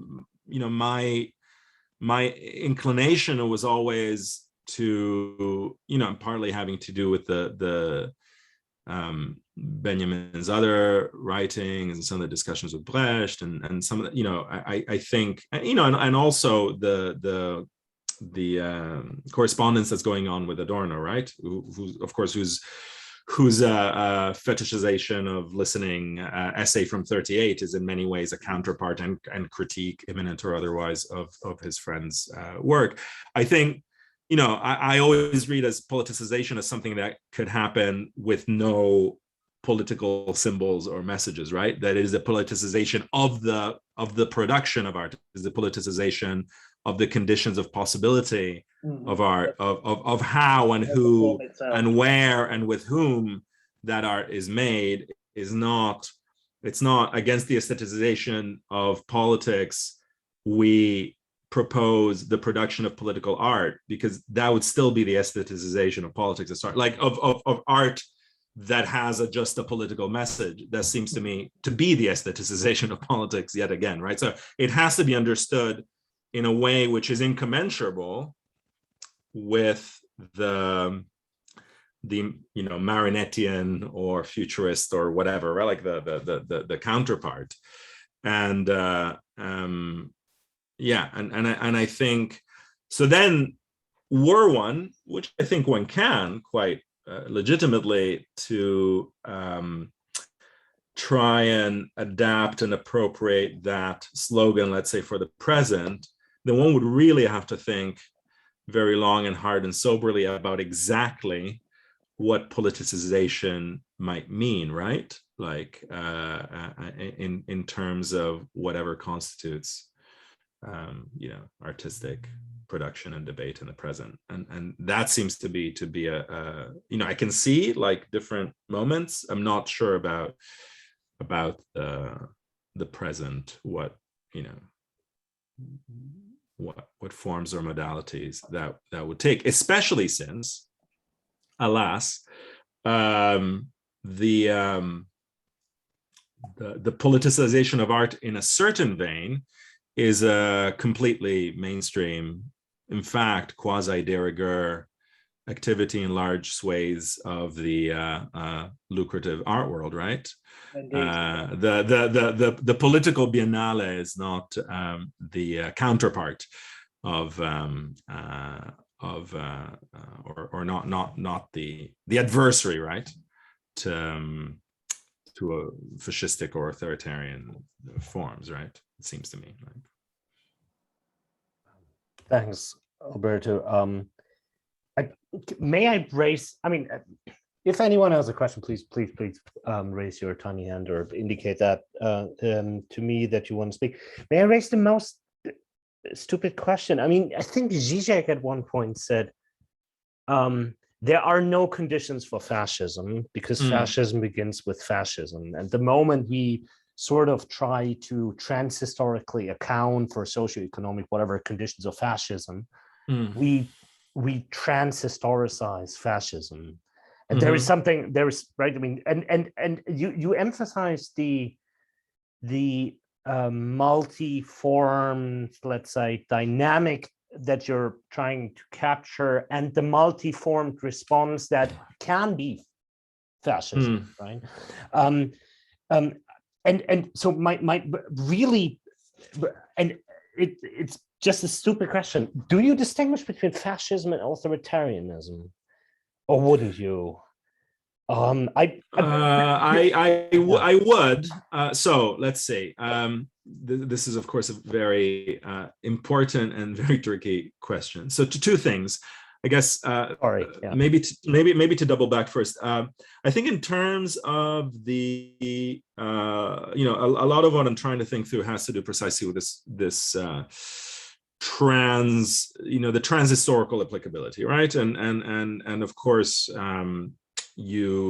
with the two poles being a theory of fascism is a theory of like a historical singularity, and therefore it's not really a theory in the same way that a theory of value or a theory of class would be, right? It's more like a theory of absolutism, right? And then it's like, yeah, what are you going to do with your theory of absolutism today, right? So fascism as concrete universality. As a concrete, and then even within that, then you have a tendency, which is of course sometimes also advanced by people who have rather considerable attraction to certain fascisms, right? To engage in the singularization of that, and then to say, with some historical grounding, that to identify, right, Italian fascism and German Nazism and Romanian and Spanish, etc., just is not a feasible activity. So so one of the things that I'm trying to think through, and it's a tricky pursuit because it also involves like a broader methodological philosophical questioning, right, about history and temporality and the like, is to break through or to cut across a certain kind of debate about fascism, which is a debate governed by the category of analogy, right? So either, we have a kind of analogical mode of reasoning, which is sometimes a mode that works through the kind of tick box, right, or checklist version, right, like 9 steps or 9 forms, or and then you can say, okay, and a lot of quite successful books have been published in that vein, right?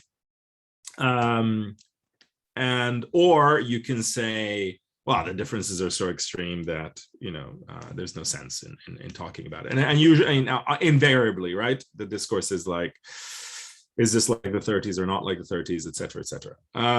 So my two avenues for trying to trouble that somewhat is to think through, and this is why I think the conjuncture of the 60s and early 70s and the debates about new fascisms are quite interesting to me in all their variants, right, from Marcuse and Angela Davis all the way to Pasolini in Italy or whatever, is because of their effort to retain the term in living historical memory of actually existing fascism, which is not insignificant to keep in mind, including by people who were directly the victims thereof, Marcuse in case in point, but to re-articulate the concept such that it doesn't take the checklist form, and it's not based on this is like Nazi Germany in 1934, right? And of course that's a very tricky procedure, and whether we want to be kind of nominalist about it because part of it of course fascism is inextricable, certainly in a progressive leftist imaginary, from the capacity, right, for denunciation, or the sense of urgency that the term invariably brings with it, right? And one can't just act as though, oh yeah, I'm just using this in an analytical sense, right? Like, it's kind of nonsense, because the charge is irremovable.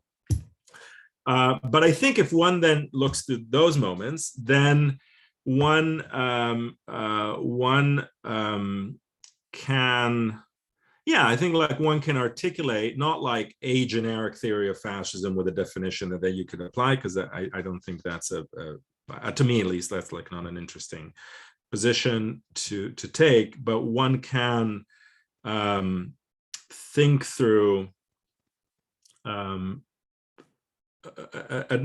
multiple levels, some of which we've been discussing here, right?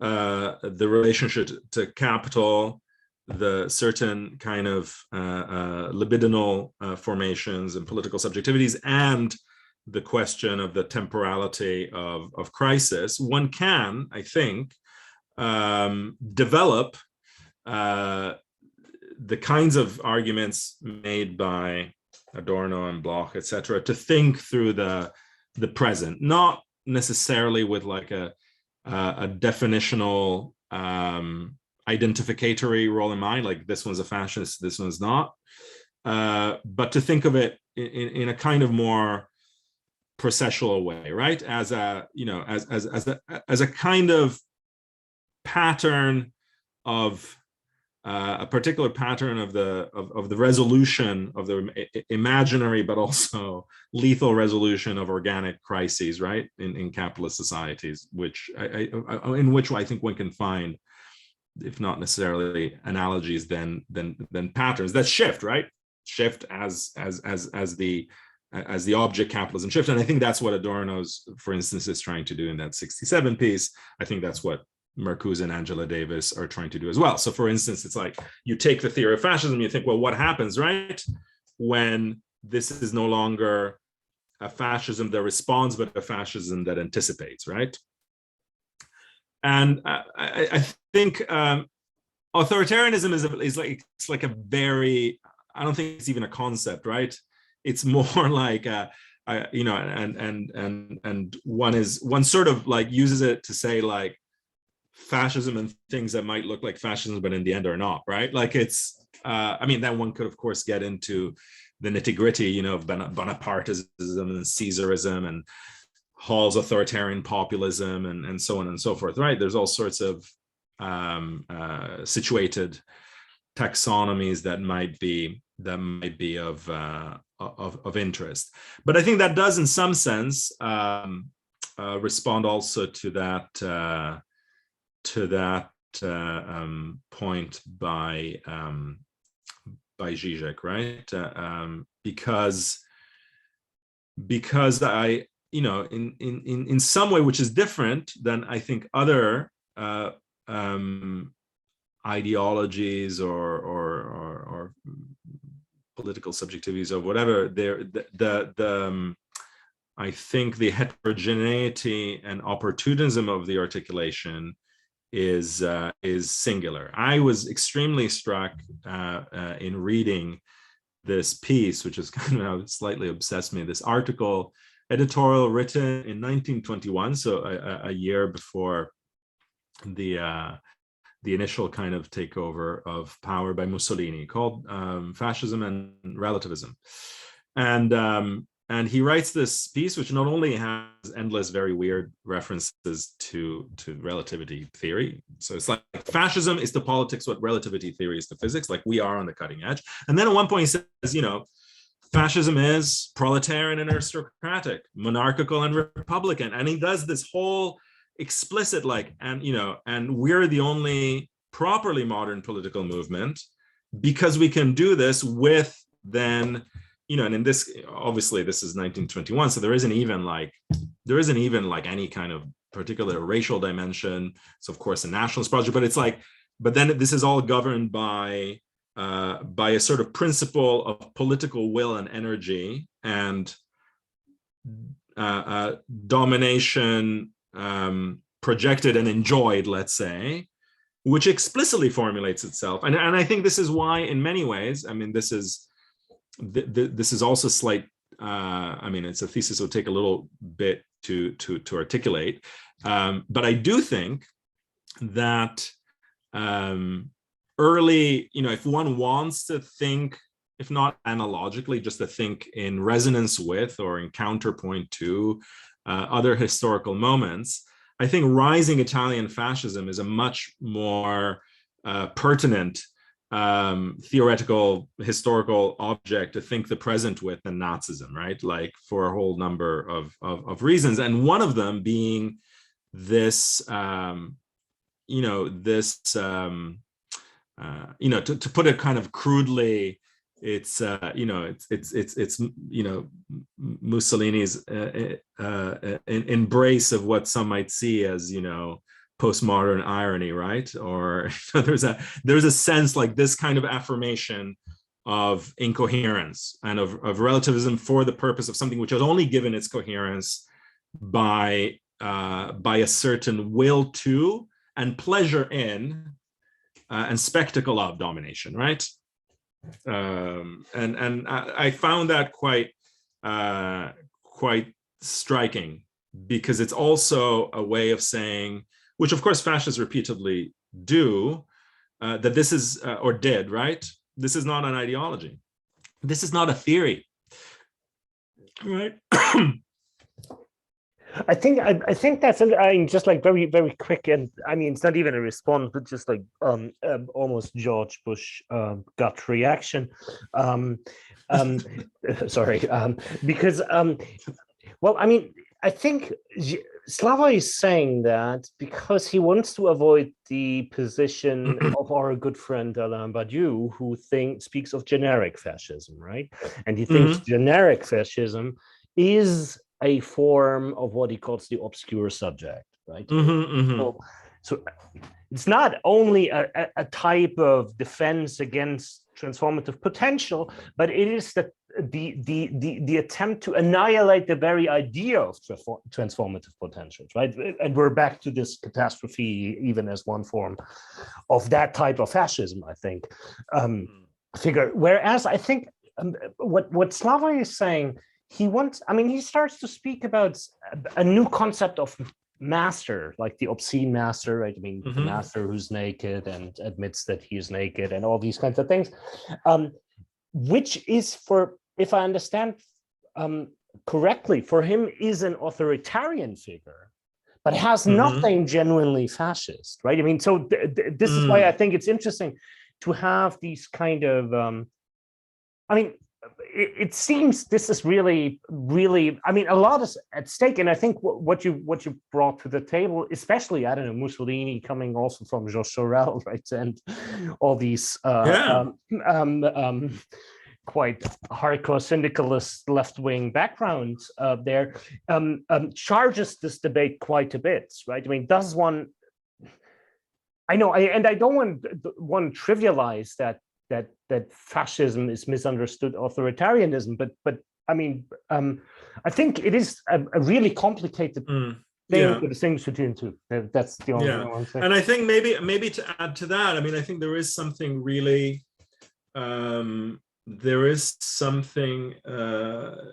striking also. I mean, let's say if one were just to think about a certain contrast, right, between explicitly formulated, if not fascist and Nazi ideologies, right, or kind of positions of that sort. And one thing that I find increasingly interesting, that's also pointed out in that kind of Neumann book, is well, one is the question of the state, and you could say there's an element. There's a very prominent, very theorized and infinitely written about by Nazis themselves aspect of the whole project, which is actually not, contrary to all of the liberal images of fascism and of Nazism in particular. It's including down to Ernst Cassirer's myth of the state. The majority of Nazi jurists thought that the state was a totally subordinate concept under National Socialism, right? State is like, the state is an instrument. State is an instrument of a movement, racialized people, Führer complex, which is actually not at all stabilized, right? Does not perceive it as stabilized or stabilizable or even expressed by a state. A state is like, is a necessary evil in order to like govern in this racial project a modern polity, but it's like it's unfortunate, right? Because actually the image would be of a sort of pure racial norm that kind of govern. You know, there is a, I mean, and I think it's a serious and formative element, that there's basically a kind of there's a racial theory of the withering of the state in a way, right? It's like the state is not, the state is a problem because it's abstract, because it's this Judeo-Roman thing, et cetera, like, abstract laws, and all of that needs to go. And of course, viewed from the side of its of the critique of its relationship to capitalism, right? Whether for Horkheimer or Neumann, this was this sort of delirious utopian element of the fact that the Nazi state was a precarious, chaotic tangle of rackets and agencies and internal fights for power and lucre that was barely held together by by this imperialist exterminatory project, right? But that actually had, and you find this also in a different vein, like in Arendt, who centralizes, right, this idea of a kind of movement, right? And I think that's striking, because of course it's very much a difference with Italian fascism, which you could say both on one level has obviously much more explicit roots in a certain, if ambiguous left tradition of anarcho-syndicalism, but also is a much more from very early on stabilizing kind of project, right? Like it's, and doesn't at all bear the same, like, notwithstanding, right? It's like kind of somewhat feeble religion of death or whatever. It's like it doesn't have the nihilistic charge, right? So it doesn't actually, for the most part, fit the for instance, the Deleuze-Guattarian kind of understanding of fascism's relationship to death drive, abolition, etc., right? Like ligne d'abolition, right? This kind of so I think that's I think that's striking. And I guess lastly, there, one of the things that does come out from a lot of the, especially Erich Fromm's writings, and then the way they feed into the various more socio-psychological projects of the Frankfurt School, but even Siegfried Krakauer's From Caligari to Hitler has this element too, which is the centrality, and I think this is possibly maybe even one of the more significant aspects just for a phenomenology of our own present, the fact that if fascism belongs to the family, broad, mutable family of authoritarianism, as it obviously does, it does by always incorporating within itself an ideology or a fantasy of rebellion. And the rebel, the authoritarianism and rebellion is key, right, to the understanding by Fromm and others of the authoritarian personality, right? And that's why then, in many ways, the figure of either the figure of the obscene father, so to speak, or just the system of license, right? That fascism works to give license to a freedom in or a rebellion within a frame of like total obedience, right? And so there's a wonderful book which is being translated into English, I know, by the same French historian who I quoted earlier, Johann Chapoutot, wrote a book called Libre d'obéir, which is about the Nazi roots, not roots as such, because the roots actually go back to U.S. slavery, but the Nazi practice of management, right? And following, I mean, there's a very famous case of a key anti-state SS jurist, Reinhard Höhn, who then becomes the foremost ideologue of the Harzburg School of Management, which is like the school of management, as far as I understand, in Germany from 50s onwards, who is like the SS's, like, you know, management guru, so to speak, right? But Chapoutot writes something which I think is really interesting, and it's something I want to think through more. You know, he shows that not only is there this kind of anti-statist element, at least in Nazism, right? There's also a whole thinking about freedom, and one has to think through this seriously, right? It's not like, you know, this boring and false, right, liberal image that you know, Nazism is about, like the totalitarianism of cogs who all accept this racial or blah, blah. No, actually, the amount, you know, the theorization of the delegation and freedom, like a management, you know, how to manage violence and colonialism and extermination, etc. But it's done through this idea of freedom, which then is also ideologically linked to kind of Germanic freedoms that have nothing to do with these Roman and Jewish and Judeo-Christian, or etc. Right? And there's a very different variant of it, I think, also in the Italian fascist conception, explicitly philosophically in the work of Giovanni Gentile. You know, this is an overcoming of liberalism, but it's still a thinking of freedom, right? And I think that to me is really key.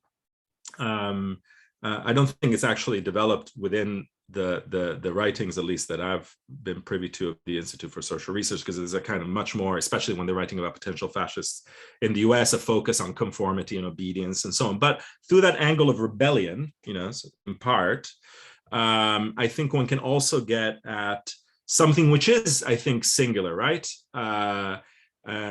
Unique, and which makes, which is also part of the reason why, whilst being a Nazi, someone like Schmidt was kind of out of, not because he was not as anti-Semitic or anything like that, but just simply because he was not, you know, because for him, state, you know, the state was an absolutely unsurpassable concept, and this notion of these notions of freedom were not part of his, like, vocabulary, right?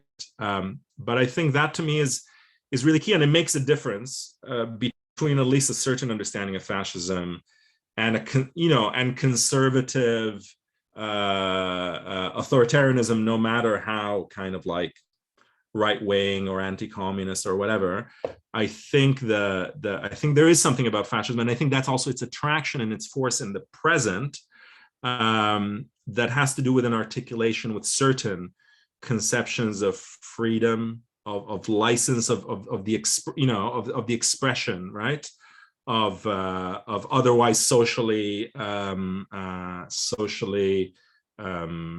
not, you know, banned or prohibited, but in any case not acceptable, right, forms of, and I think that's where you get also this fusion, right, or this articulation between certain strands coming from those histories of fascism, and then like racialized conceptions of freedom that, for instance, are front and center in settler colonies like the United States, right? So and that's why I think those people think like, oh well, you know, obviously these like movements of the far right can't be fascist because they're talking about freedom all the time. It's like, actually, you know, historical fascists did talk about freedom, you know, and they had their, you know, it's just they're neither liberal nor communist or left emancipatory conceptions of freedom, but they are conceptions of freedom, right? They're conceptions of white freedom, they're conception of freedom and license, or conceptions of German freedom, or whatever, right? But I think that seems to me like a critical element to confront, without which then you have a very limited and stereotypical grasp of the way these phenomena operated, but it also makes it very difficult to think about contemporary forms of, you know, radical reaction or whatever, because I think that's one of the driving forces, you know, that's and which then also is what would allow one to think in a more supple way the relationship between neoliberal productions of subjectivity and those conceptions of freedom, right? So that's where I think that essay of Marcuse from 41 is really striking. He says, this is the apotheosis. It's like social Darwinism as competitive individualism, right? Like this is apotheosis of a certain notion of biologized notion of like market freedom, right? It's not just conformity and cogs and following the rules and so on, which wouldn't give you any insight, I think, into fascism. I think that is, yes, a tremendously important and convincing point that somehow, I mean, the strange link between fascism and capitalism and real abstraction seems to be just like, I don't know, embroiled into the notion and concept of freedom, which might be why it's so difficult to tackle these kinds of things, because, it's very difficult to tackle freedom sometimes, right? But anyhow, this was absolutely brilliant. Thank you so much. It was a pleasure. Alberto. Thank you for all the questions and for hanging out. It was absolutely lovely to have you. I hope to see you in real life at one point. Yeah, you have an open invitation to the to the great Northwest. Wonderful. If I ever, I'm so gonna house crush whenever I can, and you should feel free to do the same whenever in Scotland or Germany. Okay, great. Okay. Thanks for doing all this. All right. Thanks, everybody. Pleasure. Thank you. Be in touch. Bye. Ciao.